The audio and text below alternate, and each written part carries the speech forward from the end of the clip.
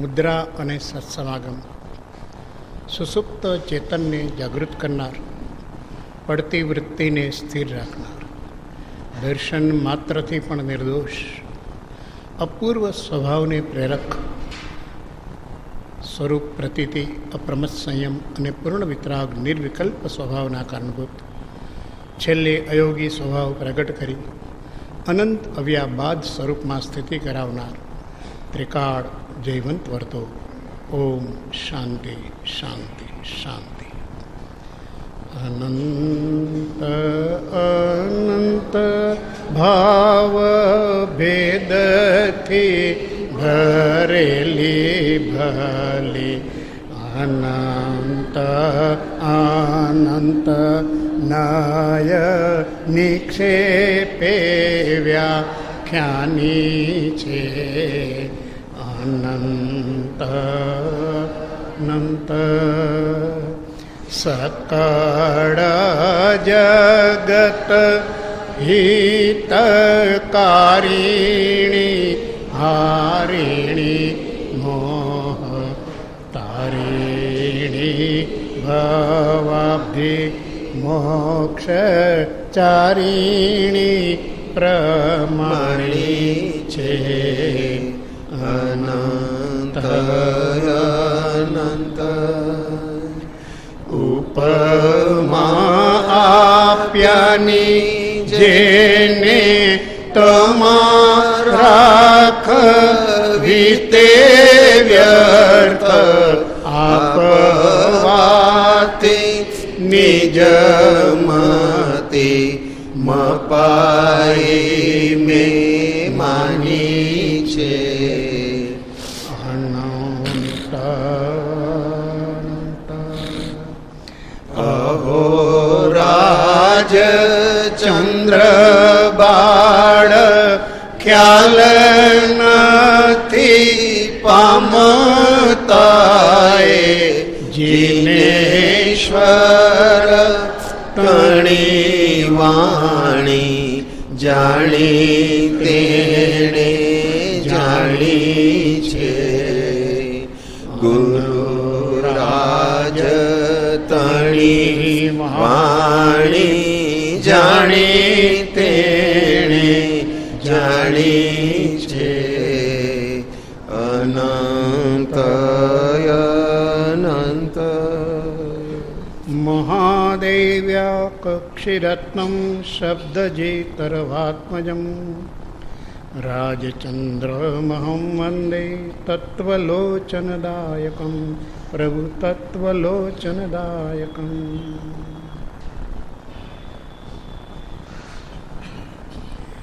આત્મસિદ્ધિ રત્નાદન નિમિત્તેના આ 3 દિવસના કાર્યક્રમમાં આજે આપણે આત્મસિદ્ધિના પરમ કૃપાળુ દેવે જે રહસ્યો આપ્યા છે, જેમાં આપણે વિચાર કર્યો.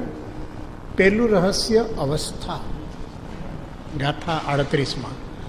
બીજું રહસ્ય અવકાશ, અવસ્થા પ્રાપ્ત થાય તો આત્મવિચારનો અવકાશ થાય અને તો જોગાનો જોગ બને છે. ત્રીજા રહસ્યની અંદર સંગતિ, એ યોગ્યતા થાય પછી એવા કોઈ જ્ઞાની પુરુષની જીવને યોગ થાય છે કે જેનો બોધ એને આત્મજ્ઞાન પ્રગટાવવાની ક્ષમતા ધરાવે છે. આ સંગતિ. અને ચોથું સિદ્ધિ, એ જે બોધ પ્રાપ્ત થાય એનાથી સાધકના જીવનમાં સુવિચારણા ઉત્પન્ન થાય છે અને આ સુવિચારણાથી નિજ જ્ઞાન થાય છે, જે જ્ઞાન એને મોહનો ક્ષય કરી અને નિર્વાણ પદની પ્રાપ્તિ કરાવે છે. એ જ વાતને પરમ કૃપાળુ દેવે આત્મસિદ્ધિની અંદર ઉપસંહારની અંદર જેને કહીએ કે સચોટ એક રૂપે, ઉપાય રૂપે કે આ મોક્ષનો ઉપાય શું, તો આ જે વાત કરી છે એ જ મોક્ષનો ઉપાય છે. આ સિવાય બીજો કોઈ નથી. જોગાનું જોગ, જીવની પાત્રતા સાધકની અને એને મળેલો જ્ઞાની પુરુષનો યોગ, એની થયેલી સંગતિથી થયેલી સુવિચારણા, જેમાંથી પ્રગટેલું નિજ જ્ઞાન, જેનાથી મોહનો ક્ષય, એના સમર્થનની અંદર એક અદ્ભુત ગાથા જેની વિચારણા આપણે અત્યારે કરીશું. ગાથા 103માં કહ્યું, કર્મ મોહનીય ભેદ બે,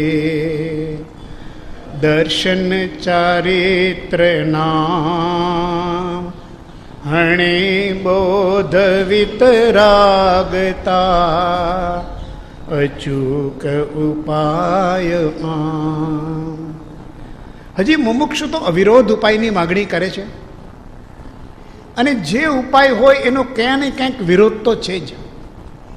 કોઈ કંઈ કહે, કોઈ કંઈ કહે, મત દર્શન ભિન્ન છે, ઉપદેશકો ભિન્ન છે, ગચ્છ ભિન્ન છે, સંપ્રદાય ભિન્ન છે, માર્ગની પ્રરૂપણા ભિન્ન રીતે છે. શિષ્યને તો અવિરોધ ઉપાય જોઈએ છે. આ જ્ઞાની પુરુષ ત્યાંથી લક્ષ્ય હટાવે છે કે દુનિયામાં વિરોધ તો થયા જ કરશે, તું વિરોધની ચિંતા કરમાં, પણ અચૂક ઉપાય મળી જાય તો વિરોધની કોણ પરવા કરે? અચૂક ઉપાય, પ્રત્યક્ષ પોતાને એની અનુભૂતિ થાય, કાર્યની સિદ્ધિ થાય, પોતાનો આત્મ સ્વરૂપ પ્રાપ્ત થાય, એવી લક્ષ્યની નિષ્પન્નતા થાય, તો પછી વિરોધ કે અવિરોધની ક્યાં ચિંતા છે?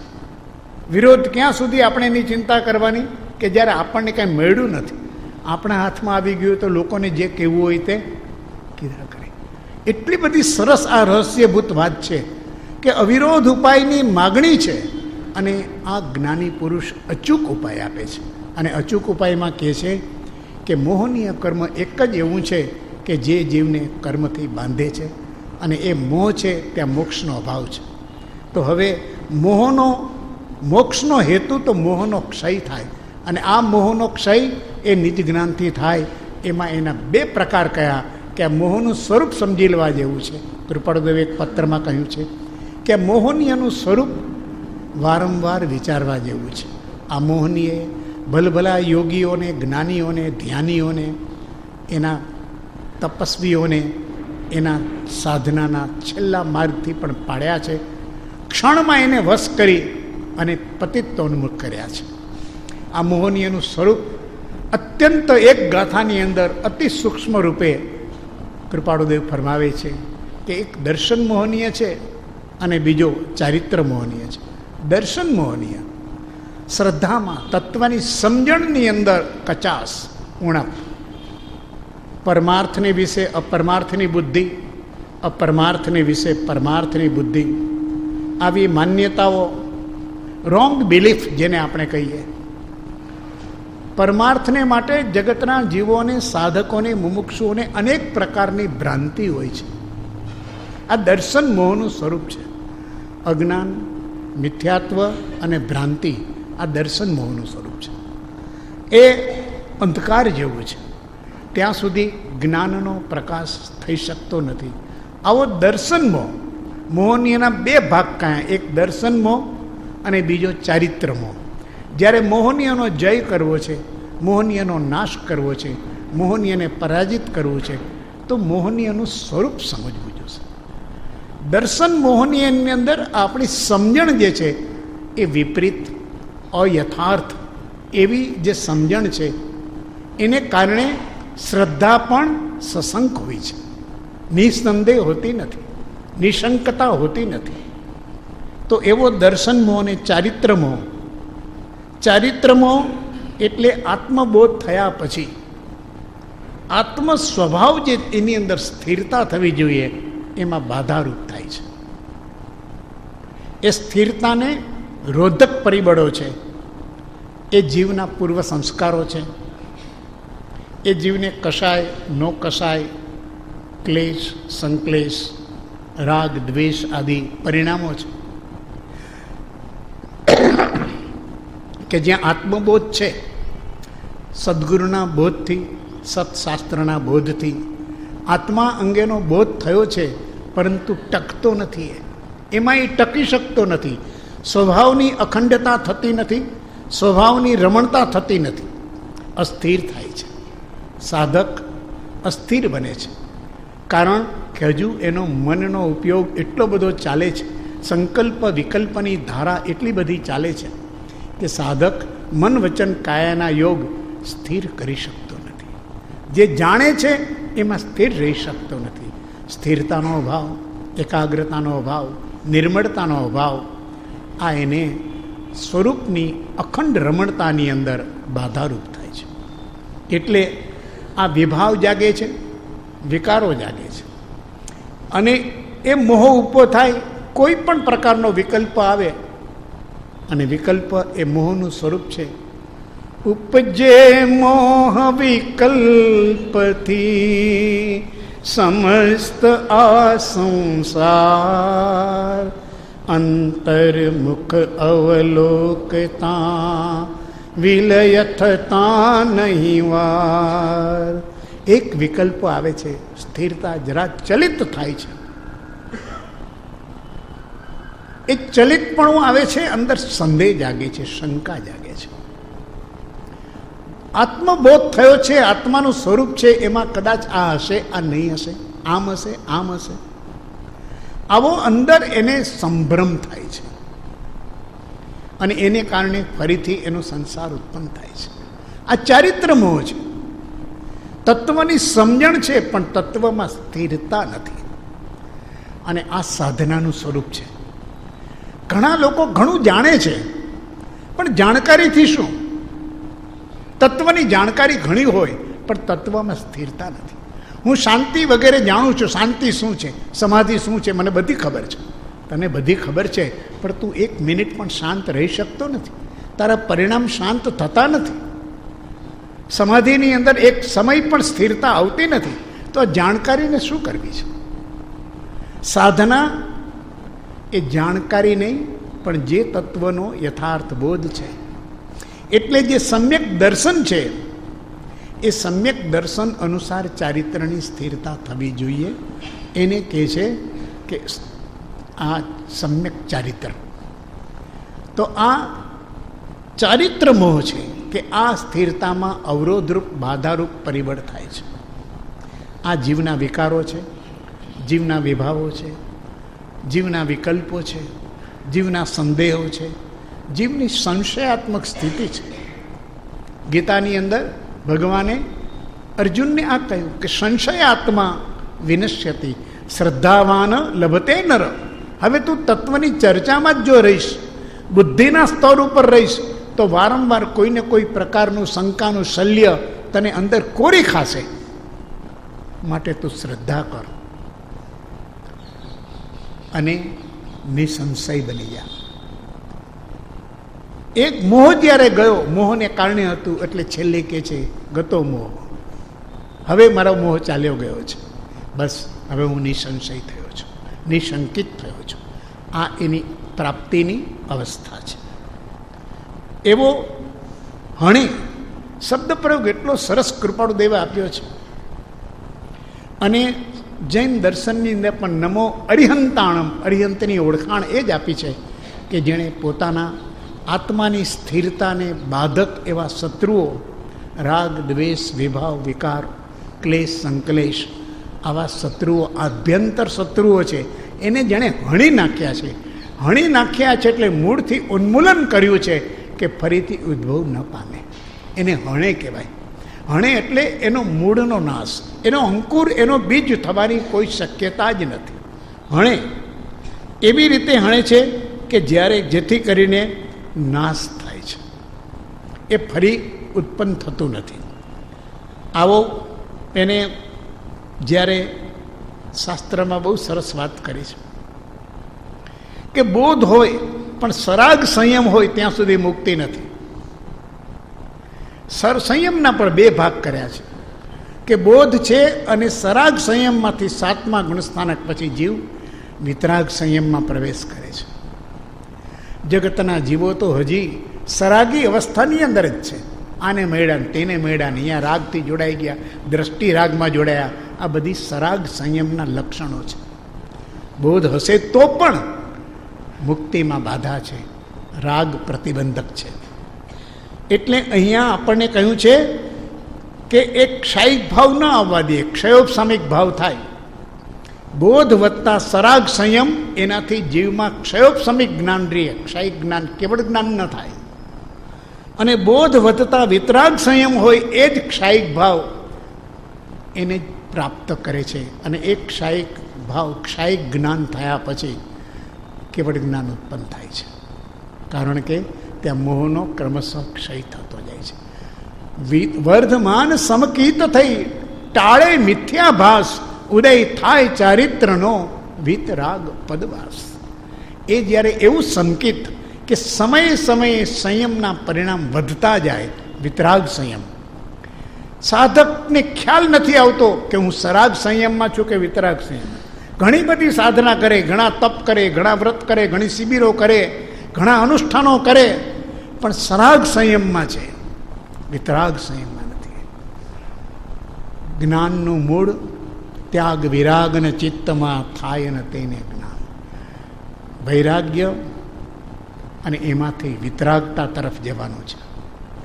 તો અહીંયા હણે એટલે વિતરાગતા, હણે એ શબ્દ મૂકે છે કે વિતરાગ બોધ હોવો જોઈએ. આવો બોધ તો પ્રકાશ સમાન છે, અંધકારને નાશ કરે. માત્ર શાસ્ત્ર જ્ઞાન નહીં. કયો બોધ હણે? તો માત્ર શાસ્ત્ર જ્ઞાન નહીં, માત્ર શબ્દનું જ્ઞાન નહીં, માત્ર વાચા જ્ઞાન નહીં. અહીંયા ફરી સાધક એક ભૂલના તબક્કે આવીને ઊભો રહીએ છે. જ્ઞાનની પરિભાષાની અંદર એ સમજે છે કે એ જે તત્વ છે એ શબ્દ દ્વારા જે વ્યક્ત થયું છે, બસ એ શબ્દ, એનો મહિમા, એના અલંકાર, એના ચકચકાટ, ભાષાનો વૈભવ, સમૃદ્ધિ, આ જ્ઞાન નથી. આ જ્ઞાન મૂળતઃ જીવના અજ્ઞાનને, મોહને હણી શકવાને સમર્થ નથી. અહીંયા એ જ્ઞાન જોઈએ છીએ કે માત્ર શાસ્ત્ર જ્ઞાન નહીં, અનુભવ જ્ઞાન. જ્ઞાનની પ્રાપ્ત કરવા માટે જ્ઞાનીઓએ કહ્યું કે એક તો આગમ જ્ઞાન, એ આગમ જ્ઞાનને સમજવા માટે યુક્તિઓ, યુક્તિ જ્ઞાન, અને યુક્તિથી પણ આગળ છે ભાઈ પૂર્ણ પ્રાપ્તિમાં અનુભૂતિ જોઈએ. પૂર્વધર હોય, આગમ વાંચ્યા છે, બધો અભ્યાસો છે, ભલે રહ્યો, પણ એના રહસ્યો સમજતો નથી, કહેવાનો આશય પકડાતો નથી, એનો મર્મ શું છે જ્ઞાનીઓનો જાણતો નથી. તો શાસ્ત્રમાં તો ધર્મ કહ્યો છે, મર્મ તો સત્પુરુષના અંતઃકરણમાં છે. તો અહીંયાથી યુક્તિ જાણે કે કઈ વાત કેવી રીતે, કયા ન્યાયથી સમજવી, આ યુક્તિ છે. અને વાતને સમજાય, એ વાતને યુક્તિથી સમજાય, પછી આગળનું સ્ટેપ છે, અને આગળનું કદમ એ છે કે એણે અનુભૂતિમાં ઉતરવું કે હું જે સમજ્યો છું એ બરોબર છે કે નહીં. એણે પોતાના સ્તર ઉપર, પોતાના ચૈતન્યના સ્તર ઉપર આ સાધના કરવાની છે. આને આપણે અનુપ્રેક્ષાની સાધના કહીએ છીએ, એ પહેલો તબક્કો, અને ધ્યાનની સાધના એ બીજો તબક્કો. અનુપ્રેક્ષાથી અનેક પ્રકારના વિકલ્પો સમાપ્ત થાય છે. એક વિષય ઉપર જીવ નિર્વિકલ્પ થાય છે. એ નિર્વિકલ્પ તત્વની એની અખંડ આરાધના એ એનું ધ્યાનનું કારણ બને છે. અને આ ધ્યાનમાંથી, આ ધ્યાનના અગ્નિ મોહને બાળે છે, કર્મને બાળે છે. કર્મ દાહ્ય છે, કર્મનો નાશ કરવા માટે એને સળગાવવા સિવાય બીજો કોઈ ઉપાય નથી. પણ કર્મને સળગાવવા માટે કોઈ લાકડા કામ આવે એમ નથી, જગતનું કોઈ ઈંધણ કામ આવે એમ નથી. કેવળ જ્ઞાનાગ્નિ અને કેવળ ધ્યાનનો અગ્નિ એ જ કર્મને બાળી શકે છે. અનંત કોટી કર્મની કરોડ હોય એને પણ બાળવાની તાકાત એક જ્ઞાનની, એક ક્ષણમાં, ધ્યાનની એક પળની અંદર છે. આવો ઉત્કૃષ્ટ એને જ્યારે બોધ ધ્યાનના રૂપમાં થાય છે, કૃપાળુદેવ કહે છે આવો મળે છે, ત્યારે એને એ બોધ જ્ઞાનનો અગ્નિ પ્રગટે છે અને એ મોહનો નાશ કરે છે. અને એની સાથે કહ્યું કે કોને થાય આવો બોધનું જ્ઞાનાગ્નિના રૂપમાં પરિણમન કોને થાય? વિતરાગતા હોય તો થાય. હણે બોધ વિતરાગતા, બોધ પણ જોઈએ અને વિતરાગતા પણ જોઈએ. ફરીથી જે વાત આવી હતી 38મી ગાથામાં, 39માં, 40 ને 41માં, જોગાનું જોગ, દશા, જીવની પહેલાં દશા, પછી એને બોધ એવા જ્ઞાની પુરુષનો યોગ, અને એને કારણે થતી સુવિચારણા, પોતાનો પુરુષાર્થ, એનાથી નિજ જ્ઞાન પ્રગટે. જે જ્ઞાન એના મોહનો ક્ષય કરે, એ નિર્વાણ પદ આપે. એને 103મી ગાથામાં કૃપાળુદેવ ફરીથી અહીંયા સમર્થન આપે છે કે મોક્ષને માટે, નિર્વાણને માટે, મોહના નાશને માટે કર્મના નાશ માટે, દુઃખનો ક્ષય, કર્મનો ક્ષય, મોહનો ક્ષય, ભવનો અંત, પરિભ્રમણની સમાપ્તિ માટે બોધ અને વિતરાગતા સિવાય બીજો કોઈ માર્ગ નથી. અને આ માર્ગ છે એ અચૂક છે, બીજો કોઈ નથી. એટલે કોઈ એની અંદર અભિમાન નથી, કોઈ અભિનિવેશ નથી, પણ અચૂક છે. અચૂક એટલે તું અનુભવી કર. બીજા ગમે તે અવિરોધ માર્ગ ઘણા મળશે, પણ અચૂક મળવો મુશ્કેલ છે. કેટલી વાત સારી હોય કે એનો કોઈ વિરોધ ન કરી શકે, પણ પરિણામ પણ ન આપે. એનું શું કામ છે? વિરોધ નથી કોઈનો, પણ પરિણામ પણ નથી. કૃપાળુદેવ લક્ષ્ય કરાવે છે કે હે શિષ્ય, અવિરોધની ચિંતામાં પડમાં. વિરોધ જેને કરવો એ કરે, પણ મને જે પ્રક્રિયાથી, જે માર્ગથી મને પરિણામ મળે છે, તો મારે પછી લોક મૂકે પોક, મારે શું કામ છે? એટલી અદ્ભુત વાતમાં ફરી બે તત્વ આવીને વાળીએ છે. હણે બોધ વિતરાગતા. બોધ છે આ જોગાનું જોગ છે. વિતરાગતા એ જીવની પોતાની અવસ્થા છે. આ અવસ્થા, આ પાત્રતા અર્જિત કર્યા વિના સદગુરુ બોધ સુહાય. બોધ બહુ સરસ છે, પણ એની સંગતિ થતી નથી. જીવની સાથે એની સંગતિ થતી નથી. અને સંગતિ ન થવાને કારણે જીવની અંદર જે પોતે એની અંદર જ્ઞાન સ્વરૂપ છે, એ જ્ઞાન સ્વરૂપ એ સુવિચાર ધારાની અંદર પ્રગટ થતું નથી. એનામાં ક્યાંય સુવિચારણા પ્રગટ થઈ નથી. એ દલીલ કરતાં શીખી જશે, એ ભાષણ કરતાં શીખી જશે, એ વાદ વિવાદ કરતાં શીખી જશે. સુવિચારણા ઉત્પન્ન નહીં થાય. આપણને લાગે કે ઘણો બોધ મેળો, ઘણી શિબિર કરી, ઘણા શાસ્ત્રો વાંચ્યા, ઘણો સત્સંગ કર્યો, ઘણા સ્વાધ્યાય સાંભળ્યા, વિચારણા ઉત્પન્ન ન થઈ. વિચારણા ઉત્પન્ન ન થાય. શું વિચારણા? જ્ઞાન ઉત્પન્ન ન થાય. નિજ જ્ઞાન. આ જ્ઞાનથી જ મોહનો ક્ષય થઈ શકે છે. આ વિતરાગતા અને બોધ, આ બંનેનો સમન્વય, આ જોગાનું જોગ. બોધ એ પોતાની અવસ્થા, બોધ એ વિતરાગતા એ પોતાની અવસ્થા છે, અને બોધ એ આ જ્ઞાની પુરુષનો જોગાનું જોગ છે. આ બે તત્વ મળે. મોક્ષના બે કારણ કૃપાળુદેવે આગળ ઘણી જગ્યાએ પત્રમાં એક મભમ મૂક્યું છે કે બે કારણ મળીએ અવશ્ય મોક્ષ હોય છે. આ બે કારણ કયા? તો જીવની પોતાની યોગ્યતા. અને એ યોગ્યતાનું લક્ષણ બીજું એકેય નહીં, વિતરાગતા સિવાય એકેય નહીં. આપણે ઘણીવાર જુદા જુદા લક્ષણો મૂકીએ છીએ, અને એ વિતરાગતાને કૃપાળુદેવે સમજાવી છે કે મુમુક્ષુ એટલે વિતરાગતા, આત્માર્થ. ત્યાં આત્માર્થની વાત. જગતની સર્વમોહાશક્તિથી જે મૂંઝાણો છે, એક મોક્ષને વિશે યત્ન કરે છે. એકમાત્ર એને આત્માર્થનું જ કામ છે, બીજો નહીં મનરોગ. આ વિતરાગતાની ચરમસીમા છે. અને બોધ એવો બોધ છે જ્ઞાની પુરુષનો, અનુભવ આધારિત છે. જે બોધની અંદર અનુભવનું સામર્થ્ય ઝળકે છે, એવો બોધ. શબ્દ બોધ નહીં, વાચા બોધ નહીં. મુખથી જ્ઞાન કથે અને અંતર છૂટ્યો ન મોહ, એ બોધ નહીં. સકળ જગત તે એઠવત અથવા સ્વપ્ન સમાન, તે કહીએ જ્ઞાની દશા. મોહ ભાવ ક્ષય હોય જ્યાં અથવા હોય પ્રશાંત, તે કહીએ જ્ઞાની દશા. દેહ છતાં જેની દશા વર્તે દેહાતીત, તે જ્ઞાનીના ચરણમાં. આવા જ્ઞાનીનો જે બોધ છે, આ જ્ઞાનીનું ઓળખ છે, આ જ્ઞાનીનું સ્વરૂપ છે. આવી જ્યારે યોગાનું યોગ મળે છે, પોતાની અવસ્થા, એ અવસ્થાથી પોતાને આત્મવિચારનો અવકાશ ઉત્પન્ન થાય છે, અને ત્યારે સદગુરુનો બોધ સુહાય છે. તો એ સુહાય છે તો શું વિચારણા પ્રગટે છે, જેમાંથી પરિણતિ ફલશ્રુતિ નિજ જ્ઞાન પ્રગટે છે. મોહનો ક્ષય થાય છે. અને મોહનો ક્ષય થાય, નિર્માણ પદ. દેહ રહે ન રહે, શરીર હોય ન હોય, કોઈ ચિંતા નથી. નિર્માણ પદ, અજન્મા સ્થિતિ પ્રાપ્ત થાય છે. ફરીથી આ આત્માને દેહ ધારણ કરવો ન પડે એવું જે પદ છે, એ નિર્માણ પદ છે. અને અશરીરી પદ છે, એ મોક્ષ પદ છે. પણ જેને નિર્માણ પદ પ્રાપ્ત થયું છે, એને મોક્ષ પદ અવશ્ય પ્રાપ્ત થશે જ. કારણ કે આયુ પૂર્ણે મટીએ દૈહિક પાત્ર જો, એ તો જવાનું જ છે, એની ચિંતા નથી. અહીંયા સુધી સાધકે લક્ષ્ય રાખી પ્રયત્ન કરવાનો છે.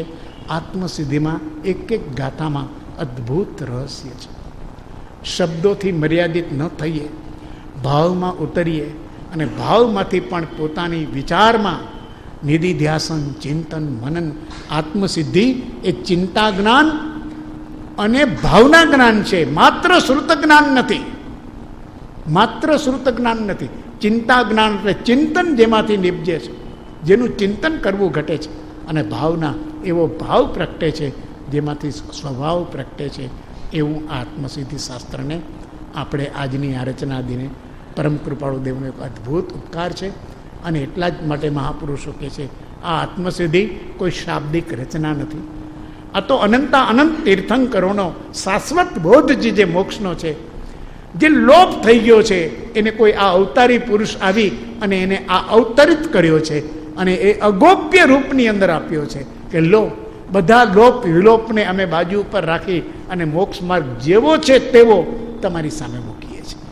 કાળના પ્રતિબંધ ચાલ્યા ગયા. આ કાળમાં આ ન હોય, આ કાળમાં આત્મસિદ્ધિ છે, મોક્ષ માર્ગ છે તો મોક્ષ હોય. સત્પુરુષોનું યોગ બળ, જગતનું કલ્યાણ.